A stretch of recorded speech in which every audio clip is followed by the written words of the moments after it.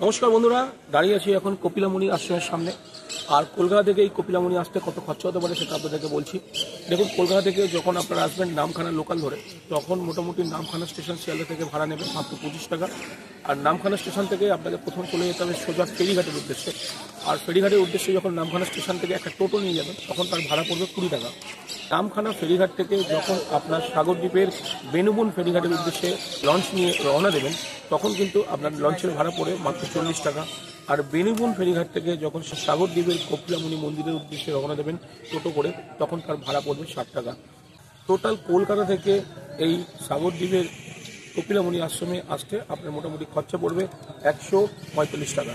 আর আপনাদেরকে আরও একটা কথা বলি, এখানে থাকতে গেলে কি খরচা হতে পারে। এখানে মোটামুটি বিভিন্ন আশ্রম আছে, তার মধ্যে উল্লেখযোগ্য ভারত সেবাশ্রম। ভারত সেবাশ্রমে থাকতে গেলে মোটামুটি এখানে দুটো টাইপের রুম আছে, একটি হচ্ছে নন এসি, একটি হচ্ছে এসি। এসি রুমের ভাড়া হচ্ছে 1000 টাকা, এখানে সর্বাধিক 3 জন থাকতে পারে। আর নন এসি রুমের ভাড়া হচ্ছে 500 টাকা, এখানেও সর্বাধিক 3 জন থাকতে পারে। বন্ধুরা, আপনারা যদি কখনো সাগরদ্বীপে এই কপিলামুনি আশ্রম দর্শন করতে আসেন, আমি সবসময় আপনাদেরকে একটা কথা বলবো, আপনারা কিন্তু ভারত সেবাশ্রমে থাকবেন। ভারত সেবাশ্রমে থাকলে আপনার সুবিধা দেখুন, ভারত সেবাশ্রম থেকে গঙ্গাসাগরের মন্দির এবং সাগর কিন্তু মাত্র 700 থেকে 800 মিটারের মধ্যে, যা অনায়াসে আপনারা পায়ে হেঁটে আসতে পারবেন। আর একটা কথা, এই ভারত সেবাশ্রমে দুপুরবেলায় প্রসাদ দেওয়া হয়, যার মূল্য হচ্ছে মাত্র 40 টাকা। আরেকটা কথা বলি, এই ভারত সেবাশ্রম কিন্তু সম্পূর্ণ ভেজ, এখানে নন ভেজ অ্যালাউ নেই।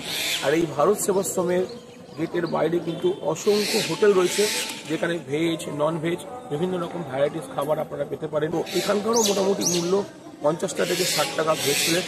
মাছ, মাংস, ডিম, তরকারি বিভিন্ন রকম রয়েছে। তো বিভিন্ন জিনিসের বিভিন্ন রকম রেট।